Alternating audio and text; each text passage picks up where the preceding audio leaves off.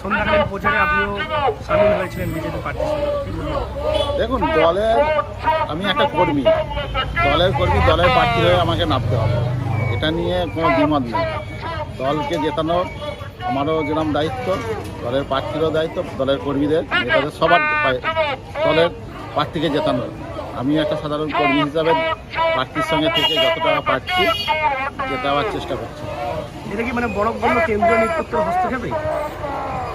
কেন্দ্রীয় নেতৃত্ব সবসময় চাইবে যে বিধানসভা নির্বাচনে যে এই চন্দ্রদা সিটটা যাতে ভারতীয় জনতা পার্টি জেতে।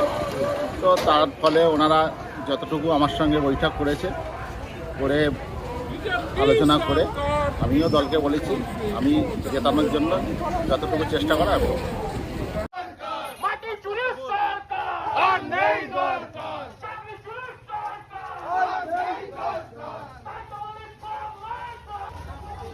বিজেপি সরকার এই জাম করেছে,